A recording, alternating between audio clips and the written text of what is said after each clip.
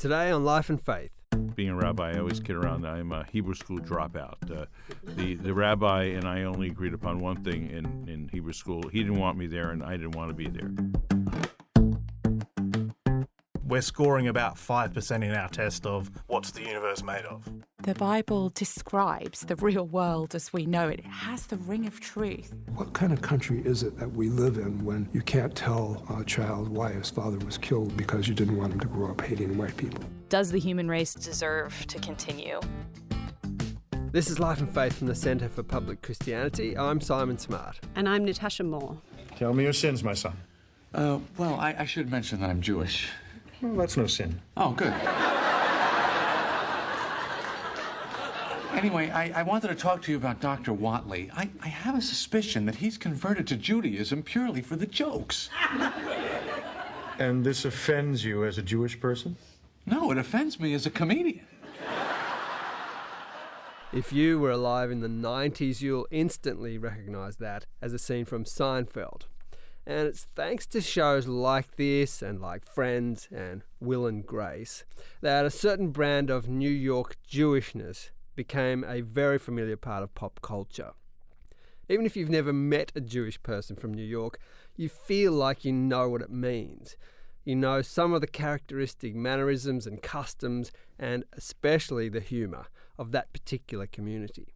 So when we got to meet a New York rabbi recently, a real live one, this was something we had to ask him about. What's it like to be part of a minority group that punches well above its weight culturally, that everyone thinks they know about? Actually, Simon and I asked Rabbi Bob Kaplan a lot of things. He's done so many things that it was hard to know where to start. It was. Rabbi Bob is involved in a whole lot of interfaith stuff. He's worked with police and educators. He's spoken at the White House. After 9/11, he served as a grief counsellor at a Ground Zero respite centre. And he gets called in to do mediation and conflict resolution in some of the most tense situations around the world. All of this from a guy who didn't even mean to become a rabbi in the first place. We began, though, with New York and what he loves about it. New York is an exceptional place. First of all, I was born there. So you have that natural connectivity being born there. And I'm from Brooklyn. The Brooklyn I'm from was a very different place. It was much more, I guess, less gentrified, a little bit more gritty, a place that people went to only if they couldn't live someplace else. So I really liked that. However, I grew up in a public housing project, what we call the projects. And the diversity of Brooklyn is something that I love as well, that it isn't all just one kind of folk. It's all different kinds of people sort of making it through and figuring out how they're going to navigate all this stuff that allows us to get to where we are. I want to ask you about being a Jewish rabbi in New York, because New York Jewish is kind of it's a subculture that we all think we know quite well. It's very prominent in kind of popular culture. I'm wondering what it's like to be part of, what is a cultural minority but has this very distinct identity in a city. Again, that's an interesting question because New York, first of all, New York has the largest Jewish population of any city in the world, a little over 1 million. It's actually 1.1. And you're right. The culture that comes out of Jewish New York, we always wonder sometimes when people watch Seinfeld, I mean, Yep. Do they get it? Because these are in-jokes, this is like family jokes. And it's like, however, that's on the Upper West Side of Manhattan. If you go into Brooklyn today, you're going to find other kinds of Jews. Matter of fact, the demography of Jewish New York is changing radically. There is an explosion of Orthodox Jews, ultra-Orthodox Jews, just because of a birth rate. So what was once a relatively small section of the Jewish community, the very religious section, is now somewhere around 40 to 50% of the community. So it's not the Seinfeld Jews. It's not the Jews that get popularized through folks like Woody Allen. Those folks are what I grew up with and what I expected. However, we're diverse.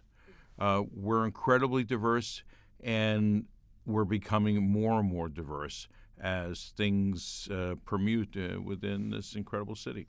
You say you grew up very secular, but you no longer that. So what was the story there? How did you? Well, that in itself has been a pretty dynamic pathway. My grandfather was a pretty religious guy. None of the children decided to go in that direction. It's a very typical story. I grew up Jewish by name, food, flavor, connectivity, and I lived in a very large Jewish area, even though it's pretty diverse. So anyone who lived there, whether they were Italian or Irish or African American or Puerto Rican, they were all Jewish anyway. So we all sort of shared cultures. However, when you get to that age when you start looking around and figuring out who you are, if you don't have a spiritual basis, if you don't have a foundation that you can really build upon, you got to go looking for one. Now, being a rabbi, I always kid around that I'm a Hebrew school dropout. The rabbi and I only agreed upon one thing in Hebrew school. He didn't want me there, and I didn't want to be there. So I took my bar mitzvah. The Hebrew was all transliterated, Bawruch, Baruch. However, I was connected, so I took Hebrew as a language in high school and in college. I was part of a Jewish youth group, but it wasn't feeding the spiritual side of me. So I grew up in the late 60s, early 70s, met someone in the world of meditation and the New Age world, and spent a number of years very closely connected to I would say, a New Age community, a guru world, and living and actually managing an ashram up in the certain part of New England. And that was my deep, deep spiritual dive for that period of my life. It didn't last. It just wasn't who I was. And somewhere along the road, again, you run into stuff, and there's always somebody out there connecting you to something. Because of a whole set of circumstances, a cousin of mine was getting divorced. There is a formal Jewish divorce, a religious divorce called a get, and he was secular, I was secular. He wanted us to go see a rabbi. I wasn't particularly into it because I never had a great experience with rabbis. However, he prevailed, and I met this person, really dynamic person, who was, like me, an ex-hippie who had been on other spiritual journeys in his life. And he brought me in slow. Matter of fact, interesting story. One of his teachers once asked me how I wanted to proceed in my learning. And I gave him the whole story. I thought I'd freak him out, told him the whole hippie story and the ashram story, and thought it would freak him out. And the rabbi turned to me and said, "You know something? I'm glad that you want to go slow, because if you jump into a pool and you don't know how to swim, you will drown." And I always thought that was wise advice. So slowly, I started taking on more of a Jewish spiritual path, an Orthodox one, a very deep one. It was a very, very deep level of connectivity. And one of the rabbis there thought I'd be a good rabbi. I thought he was out of his mind. However, again, he prevailed. And it took me a while to get used to it. So it's been a very, very interesting journey. So you really didn't expect to be a rabbi. How old were you when you... I was in my 30s. Yeah, there you go. It was not on the work plan by any stretch of the imagination. You've spoken about how diverse New York is, and it definitely has that reputation and that image worldwide as being a very multicultural, very tolerant place. Does it live up to that image? And if so, why do you think it works so well? Well, it lives that image.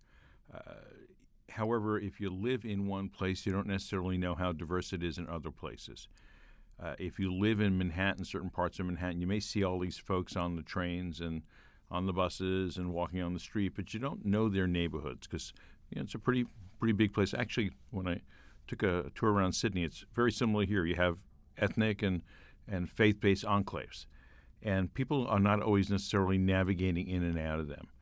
So that's one of the things that we have really tried to do, is create points of entry for different folks to know the other in not just like a kumbaya-ish way, I mean, because that's nice, but it doesn't really get you to the next stage, is how do they share society? How do they solve problems together? How do they look at healthcare? How do they look at education?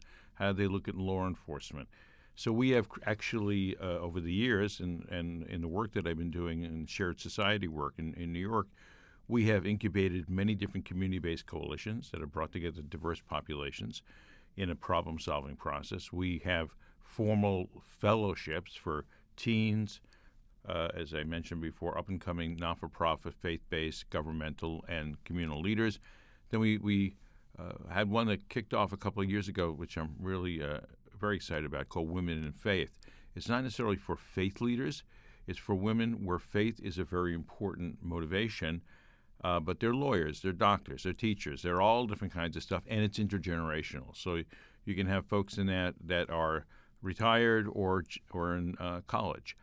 And that's another divide that we are really first beginning to learn to navigate, is the intergenerational divide.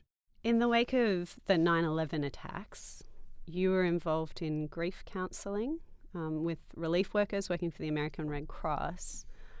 I imagine that was incredibly intense work.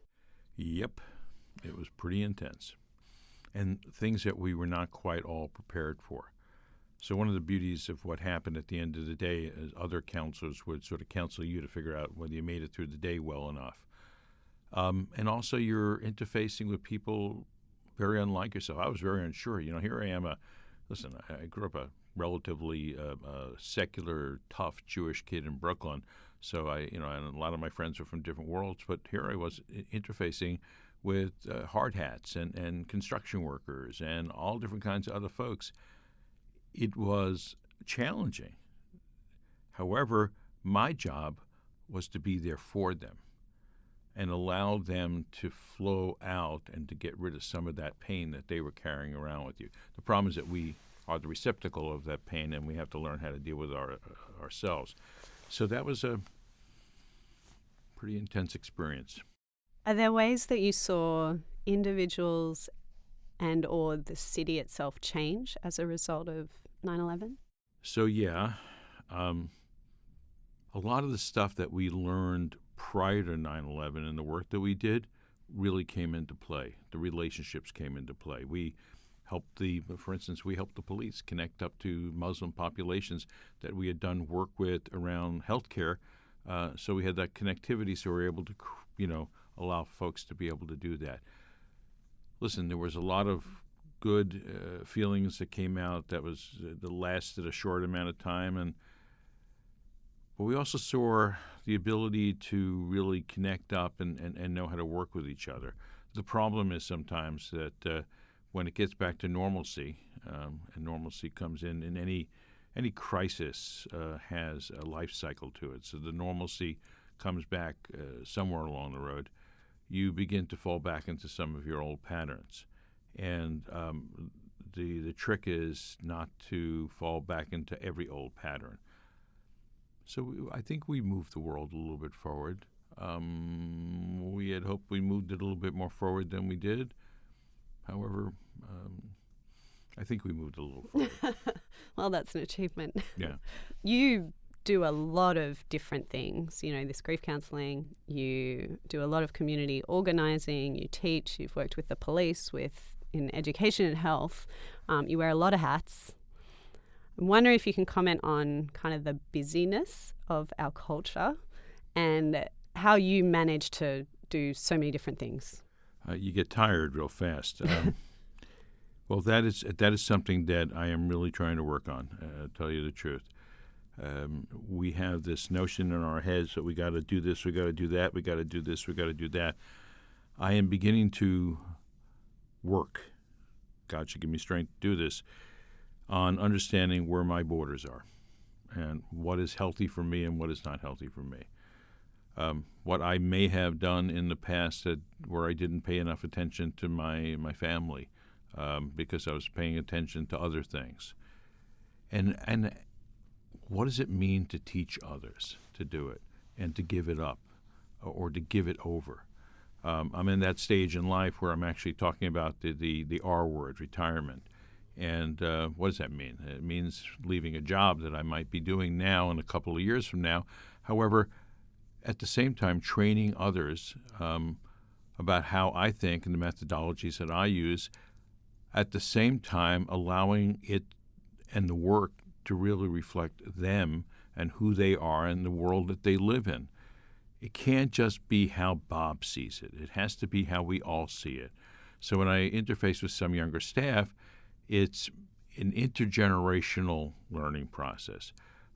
Somebody gave me this great word that I've been using a lot lately. It's called saging.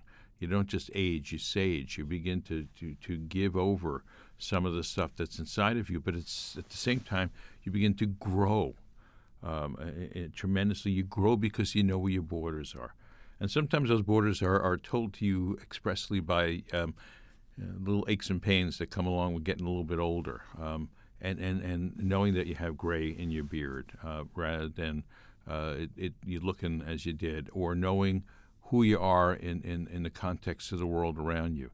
It's all about the same thing we were talking about before, is developing a deeper sense of self-consciousness or self-awareness and allowing that to be a stronger guide in your life. I'm not quite sure I was as self-aware when I was younger and just doing all that stuff all at the same time. But it's just the way it was.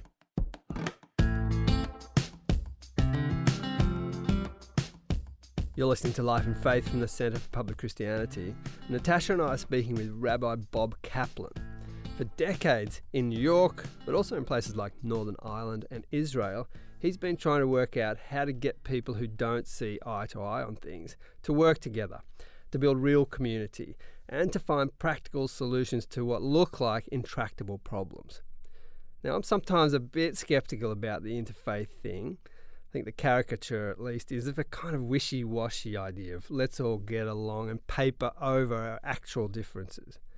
What Rabbi Bob does is not that. Well, you got to be able to have courageous conversations. You got to be able to ask questions that are going to cause a little discomfort. However, I'm not sure that's where you start. No. You start by finding ways of looking through the other's lens. I'll tell you a very interesting story that happened to me. I have a very dear friend back in New York. His name is Mohammed Razvi, Mo. And Mo and I do a lot of traveling together. We've done a lot of teaching together. We do a lot of stuff in New York together. Obviously, Mo is Muslim. He's from Brooklyn. He's Pakistani. We have been working together since 9/11, literally a couple of days afterwards.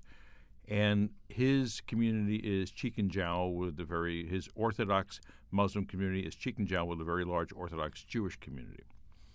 Well, we were invited by the British Foreign Ministry to some training and teaching in Great Britain, and they took us to Leeds.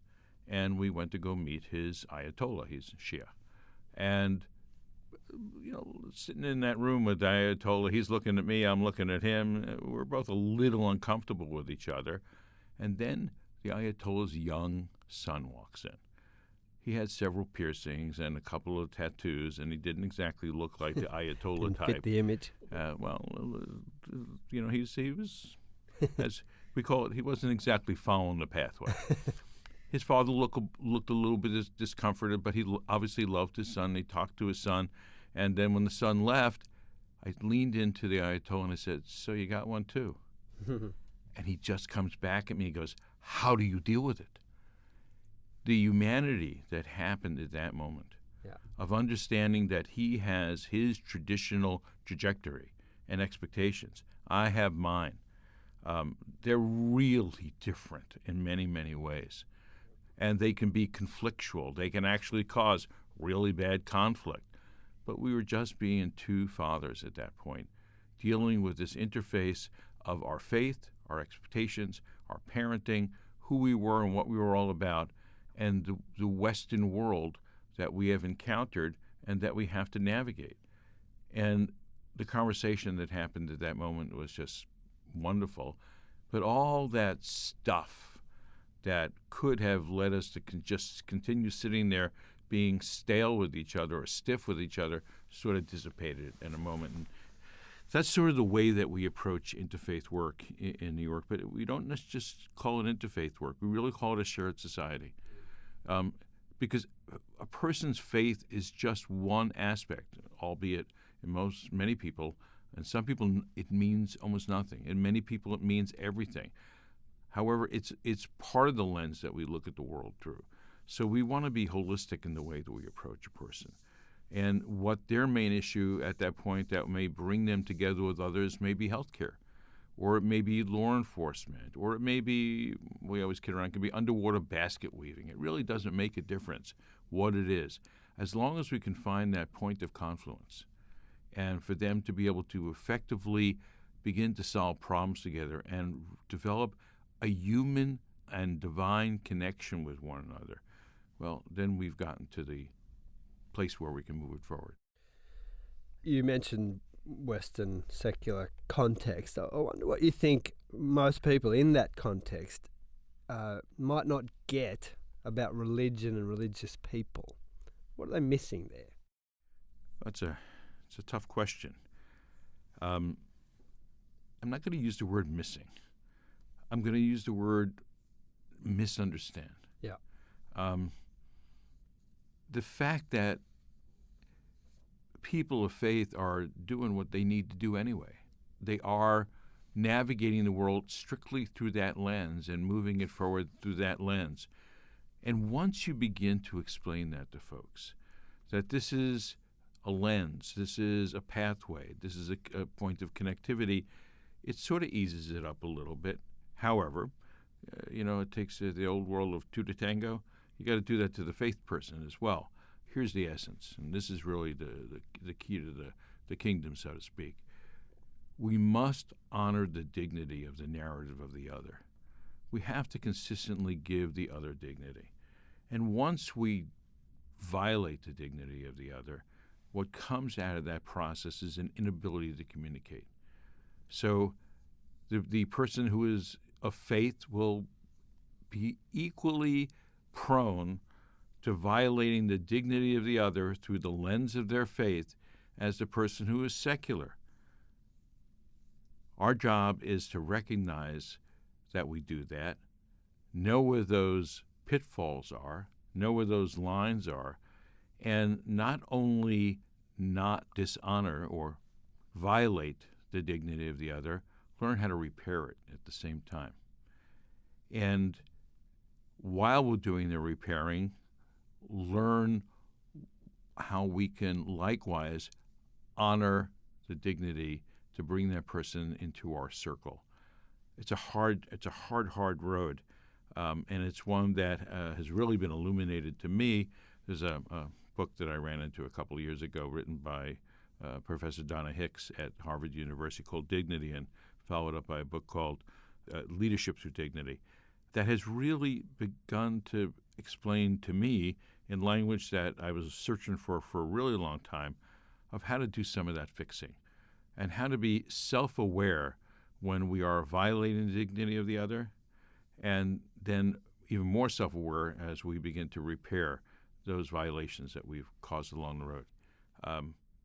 And since this is a program of faith, you got to do it with a notion of, how is my faith going to really exhibit through me, and how am I going to continue to grow as part of the wholeness of the divine?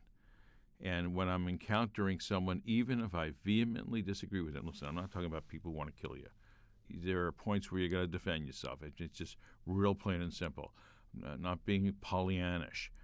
But that most of the interface with people, this arguments that's going on in society, doesn't even reach that level.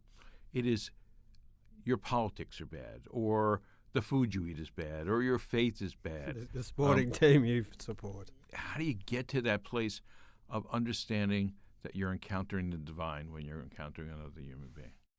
You've trained in mediation and conflict resolution and bridge building around the world. You've done that in Northern Ireland, you've done it in Israel.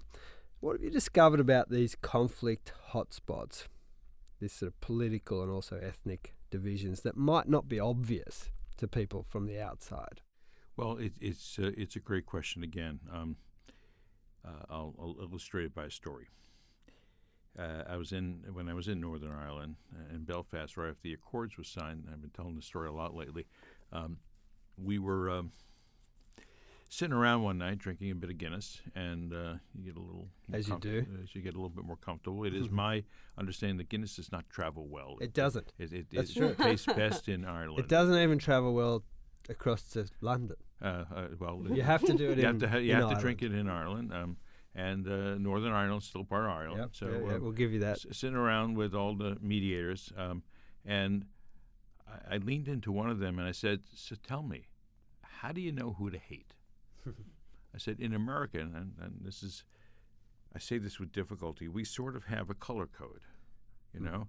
And he smiled and said, and I'll do this in my best Northern Ireland dialect. I'm looking forward to this. He goes, "Well, you have to understand, Bob. If you're a Catholic, you say H. And if you're a Protestant, you say H. So if I'm a Catholic walking around the block and I hear someone say H, I've got to kill him." And I looked at him, his name was Alistair. I said, "Alistair, that's simple?" He goes, "Well, it's a little bit more complicated, but that's about it." And what he was really telling me is that we can become incredibly nuanced in what is the art of hating. It can be how you pronounce a letter as opposed to a color code or a faith or, you know, a socioeconomic background. It doesn't have to be as complex as all that. All that being said, how you pronounce that letter is your faith, is your color code, is your socioeconomics, is your education, is hundreds of years of history. And it all plays out in that way. And that was an epiphanal moment for me to understand that this work that we're doing is incredibly complex. We cannot simplify it, whether it's dealing with Israelis and Palestinians or it's dealing with Muslims and Jews. And by the way, even all the Muslims and Jews get along perfectly in the world. By the way, it isn't all solved. So it's really a human problem. But it's complex. And we have to learn to appreciate that complexity. And we have to begin to understand that complexity when we're in that solving process. That means we have to be open, allowing a flow of information into us. And short story of a Zen Buddhist story is that we have to pour out some of the tea from our cup to allow in space for the other to be there as well, rather than having the full cup when we encounter the other. I want to ask you about Israel-Palestine. It's perhaps the world's most intractable conflict. What's your sense of what's going on the ground there? And are there things where you've seen signs of something different to what we sometimes expect to see that would give you hope? First of all, I always have hope. Second of all, I don't think it's the world's most intractable conflict. I think that it's one that we focus on a lot for lots of complex reasons. I'll tell you one thing I heard from a journalist. I said to him, "How come there's so many journalists here?"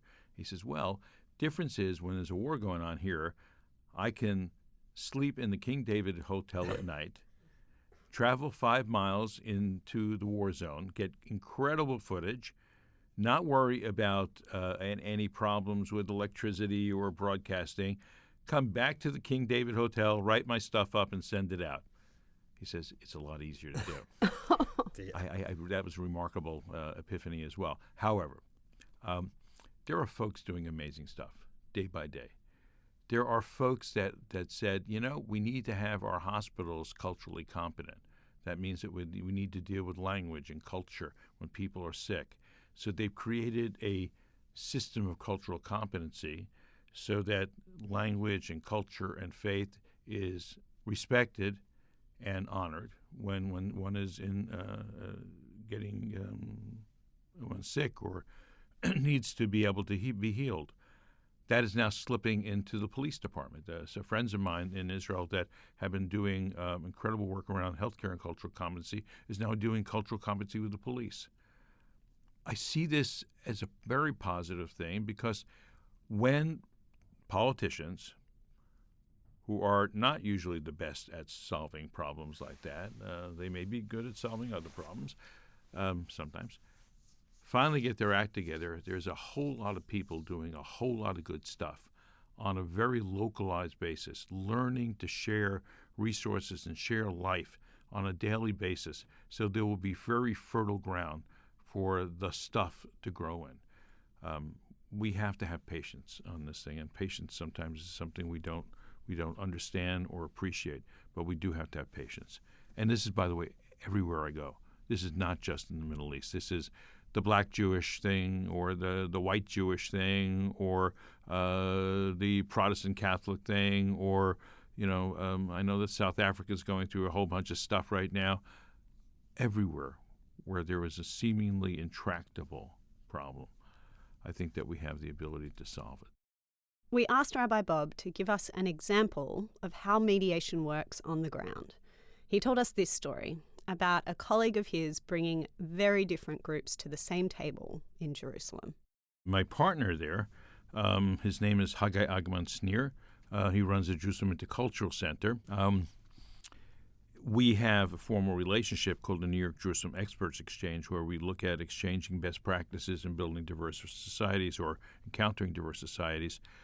Actually was able to bring together, when they had the first gay pride parade or connection in Jerusalem, not Tel Aviv. Tel Aviv, from what I understand, is the most gay-friendly city in the world.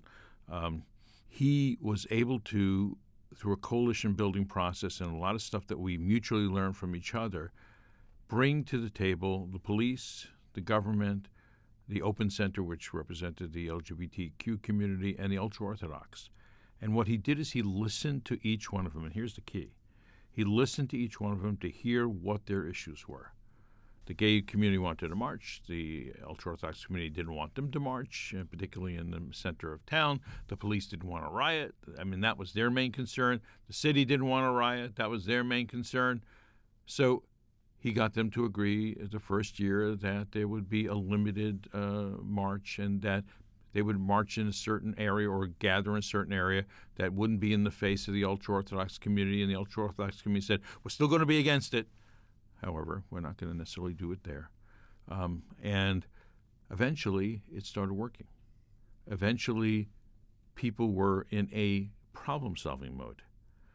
And when they now have the Gay Pride Parade in Jerusalem, it's not quite as disruptive. And I say that with a tremendous amount of joy. It's not quite as disruptive and destructive. Now, there have been instances where people have been, because of extremism on both sides, there was some people killed, and there have been horrible things that have happened. However, it could have been a lot worse. Could have been a lot worse. And you have to celebrate, by the way, the victories. You really have to celebrate the victories, even if the victories did not take care of everything. Small wins. Yeah. In terms of peacemaking, do you think there are things that religious people specifically have to offer in that process? Yes, I think that there are things that people of faith have to offer. First of all, they have to understand their faith. That's the first important step. They have to understand their faith and the impact it has on them. They have to truly assimilate it into their soul and their actions. And that's a process that we need to be able to do. And once they do that, they can be better at being part of the peacemaking process. I think, unfortunately, like many people, we don't tend to become self-aware. Again, a great teacher that I ran into, a great rabbi that had been in the concentration camps, survived, and was a truly holy soul. It's the only way to describe him. And I was talking to him about connecting up to another human being, where there was some conflict going on in his family. And it's a long story, and I won't go into all the details. However, when I went to go see him, he said this. He said, the first thing you need to do is learn to love this human being. And the second thing you need to do, you need to fully embrace that human being for who and what he is. When you take care of these two things, then you can begin to teach him. Until you take care of these things, ain't going to go nowhere. That was a very powerful statement. So yes, I think people of faith have incredible things to bring to the table. But first they got to understand what those things are.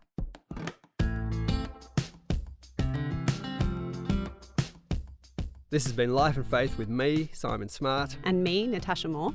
And today's conversation was with Rabbi Bob Kaplan, who is in Sydney with the New South Wales Jewish Board of Deputies. If you were listening to this episode and thinking, oh, this person I know would love this conversation, do us a favour and share it with them. We'd love for you to do the other things as well that help us get the podcast out. Leave us a rating or a review, you know the drill. And hit subscribe on your podcast app so you don't miss any episodes. Coming up next week. The Bible is like this beautiful mirror that at the same time is a two-way glass. So it allows me to see myself on the one hand and also see through it to the world in a way that is distinctive and challenging on the other.